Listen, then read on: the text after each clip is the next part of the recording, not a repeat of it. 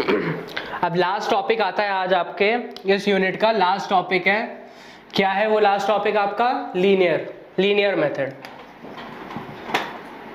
जो कि बहुत इंपॉर्टेंट है और सबसे ज़्यादा यही यूज़ होता है, सबसे ज़्यादा इसके एग्जाम में भी यही आता है, क्योंकि ये लीनियर मेथड आगे चल के भी कई बार यूज़ होता है। कुछ टॉपिक्स और थे जो मैंने आपको बताए थे, जैसे partial differential equation, mdx plus ndy is equal to 0 form.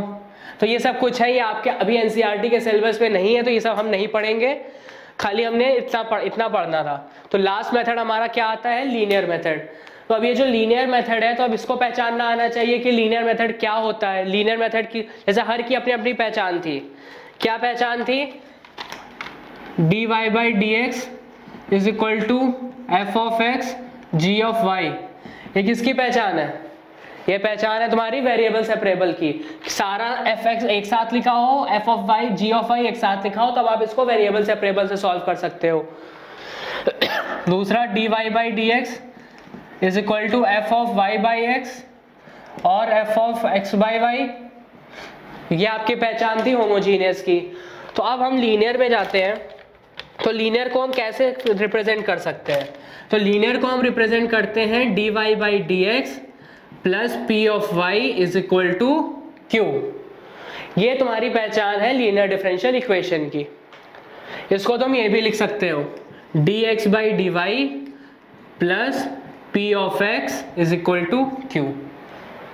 दोनों ही सेम चीज नहीं लिखी है, बट ये वे ऑफ रिप्रेजेंटेशन है। ये dy बाई डी एक्स के टर्म्स में रिप्रेजेंटेशन है, ये dx बाई डी वाई के टर्म्स में रिप्रेजेंटेशन है।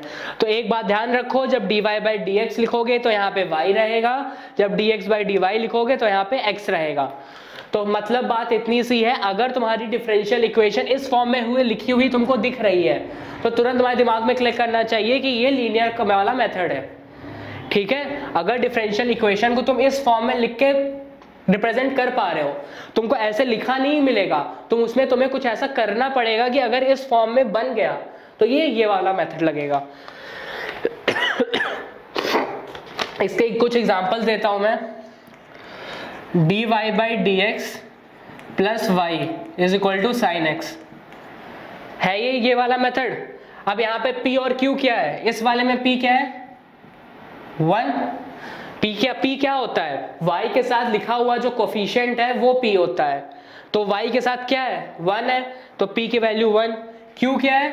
राइट हैंड साइड जो कुछ भी लिखा होता है वो q होता है, तो q तुम्हारा क्या है? sin x।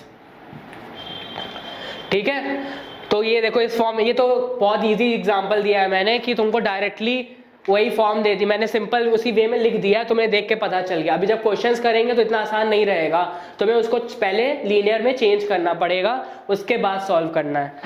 कुछ एग्जांपल और देखते हैं। dy by d x plus 1 by x into y is equal to e की पावर x। ये भी लीनियर का है। dy by d x plus something of y is equal to something. यहाँ p की वैल्यू क्या हो गई? 1 बाई एक्स। q की वैल्यू क्या हो गई? e की पावर x।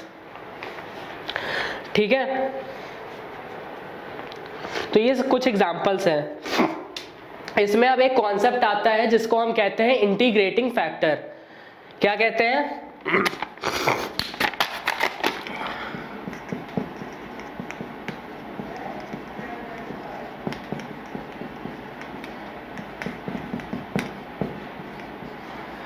कहते हैं इंटीग्रेटिंग फैक्टर। अब ये इंटीग्रेटिंग फैक्टर को हम लिखते कैसे? I dot F. Integrating factor इसको हम IF से डिनोट करते हैं। इसको लिखते क्या है? e की पावर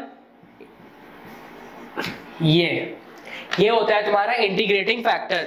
e की power integration p of dx। ये p वही होता है जो ये p है। ठीक है, दोनों p सेम है, तो इसको हम कहते हैं इंटीग्रेटिंग फैक्टर, जो कि इंपॉर्टेंट है। अगर आपको ये निकालना नहीं आएगा, आप इसको सॉल्व नहीं कर सकते हो, क्योंकि पहले इसको निकालोगे तभी ये आगे जाके सॉल्व होगी। तो एक बार फिर से ध्यान दो, e की पावर में इंटीग्रेशन है। ये नीचे नहीं चल रहा है, ये e जो भी काम हो रहा है वो e की पावर में हो रहा है। e की पावर में p ऑफ dx, चाहे ये भी हो सकता है p ऑफ dy, दोनों ही हो सकते हैं। ठीक है, ये dy वाला कौन सा केस हो जाएगा? जब ये ये वाला केस होगा, और ये कब होगा? जब ये वाला केस होगा। ठीक है, तो अब इसका लास्ट जनरल फॉर्म क्या होता है?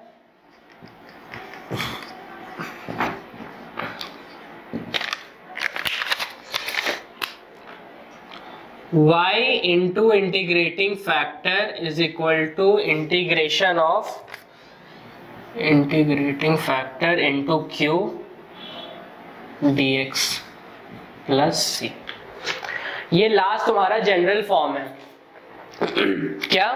y into integrating factor. Integrating factor क्या है? जो यहाँ पे तुमने निकाला हुआ है, इसलिए मैंने बोला था जब तक तुम ये नहीं निकालोगे यहाँ पे नहीं सब्स्टिट्यूट कर पाओगे। बराबर integration of integrating factor into q। यहाँ पे q क्या है? ये q सेम है जो यहाँ पे q है, dx प्लस c। इसको तुम ये भी लिख सकते हो, x into integrating factor is equal to integration of integrating factor into q dy plus c। तो ये वाला फॉर्म रहेगा इसके साथ, ये वाला फॉर्म रहेगा इसके साथ।